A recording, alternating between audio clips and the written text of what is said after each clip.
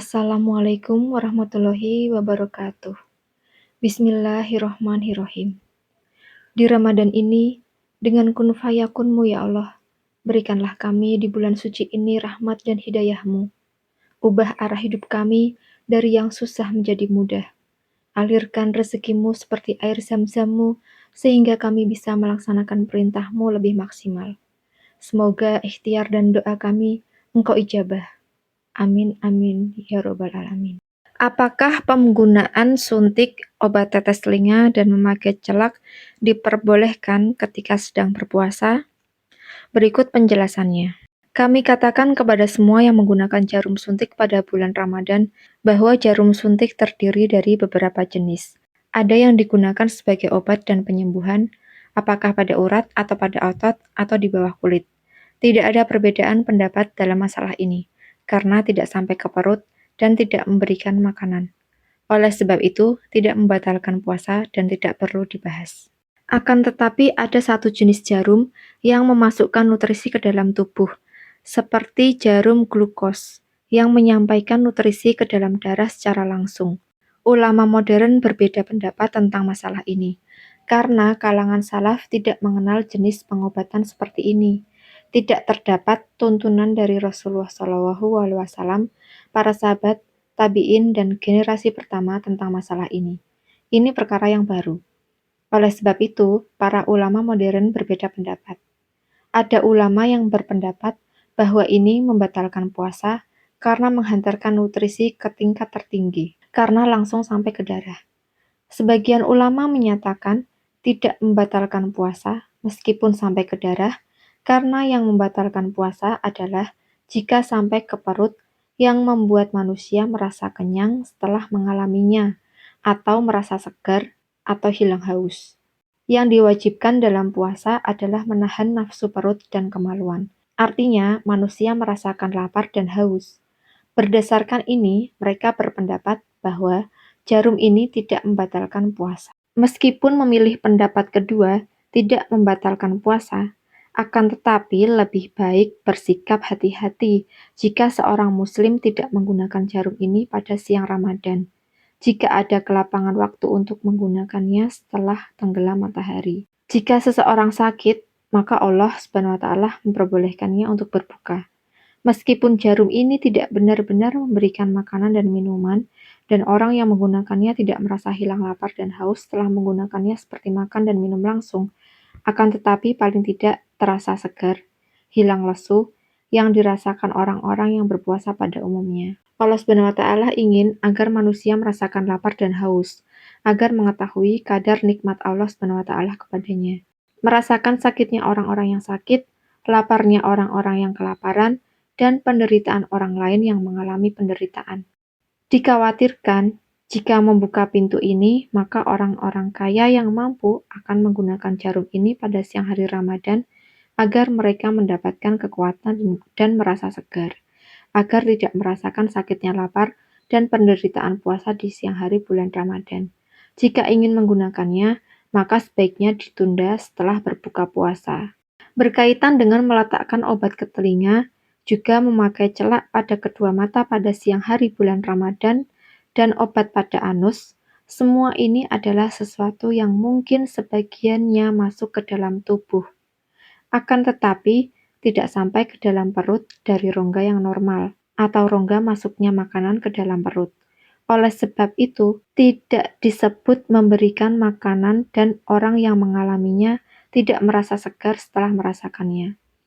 Para ulama zaman dahulu dan ulama modern berbeda pendapat dalam masalah ini, antara yang sangat ketat dan yang longgar. Ada ulama yang menyatakan bahwa semua ini membatalkan puasa. Sebagian ulama berpendapat bahwa rongga-rongga ini bukanlah rongga yang normal tempat masuknya makanan ke dalam perut. Oleh sebab itu tidak membatalkan puasa. Penggunaan celak, tetes mata, obat tetes telinga, obat pada anus bagi penderita wasir dan sejenisnya, ini tidak membatalkan puasa. Pendapat ini oleh Syekhul Islam Ibnu Taimiyah dalam Majmu' Fatawa Ibnu Taimiyah. Beliau menyebutkan perbedaan pendapat di kalangan ulama dalam masalah ini, kemudian beliau berkata, Menurut pendapat yang kuat, semua itu tidak membatalkan puasa, karena ibadah puasa dari ajaran Islam yang perlu diketahui seluruh umat manusia. Jika perkara-perkara ini diharamkan Allah dan Rasul-Nya dalam ibadah puasa dan merusak ibadah puasa, pastilah Rasulullah SAW wajib menjelaskannya. Andai Rasulullah SAW menyebutkannya, pastilah diketahui para sahabat dan mereka sampaikan kepada umat sebagaimana mereka telah menyampaikan semua syariat Allah SWT. Karena tidak seorang pun ulama meriwayatkan dari mereka tentang masalah ini. Tidak ada hadis sahih maupun daif, musnad maupun mursal, maka dapat diketahui bahwa Rasulullah SAW tidak menyebutkan masalah ini walaupun sedikit. Hadis yang diriwayatkan tentang celak adalah hadis daif. Yahya bin Ma'in berkata, hadis mungkar. Inilah fatwa Syekhul Islam Ibnu Taimiyah.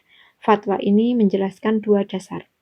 Pertama, bahwa hukum-hukum yang bersifat umum yang perlu diketahui oleh semua orang, maka Rasulullah SAW wajib menjelaskannya kepada umat.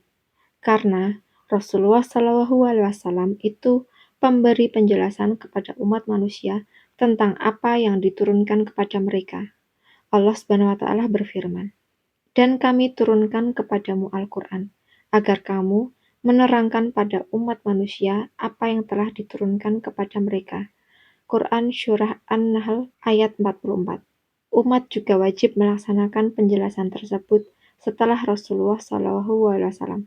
Ini adalah dasar. Dasar yang kedua, bahwa memakai celak, obat tetes telinga, dan sejenisnya terus digunakan oleh manusia sejak lama, termasuk kategori perkara yang bersifat umum, sama seperti mandi, memakai minyak rambut, memakai parfum, dan sejenisnya. Andai ini membatalkan puasa, pastilah Rasulullah SAW menjelaskannya sebagaimana Rasulullah SAW menjelaskan hal-hal yang membatalkan puasa.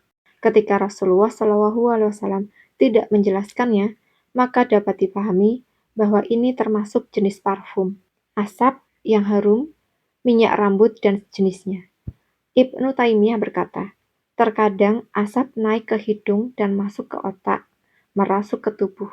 Minyak rambut juga diserap oleh tubuh, masuk ke dalam tubuh dan tubuh menjadi segar. Parfum juga membuat tubuh menjadi segar. Rasulullah SAW tidak melarang semua itu. Maka ini menunjukkan bahwa boleh memakai parfum, menggunakan asap harum, dan minyak rambut. Maka demikian juga halnya dengan celak. Kesimpulan dari pendapat Ibnu Taimiyah dalam fatwa ini bahwa celak tidak memberikan nutrisi dan tidak ada orang yang memasukkan celak ke dalam perutnya, tidak lewat hidung dan tidak pula lewat mulut. Demikian juga dengan obat pada anus, tidak memberikan nutrisi, akan tetapi mengambil tempat di dalam tubuh. Sama seperti seseorang yang mencium bau sesuatu atau merasa cemas, maka menyebabkannya mual. Padahal itu tidak sampai ke dalam perut. Ini pendapat yang baik dan pemahaman yang mendalam terhadap fikih Islam.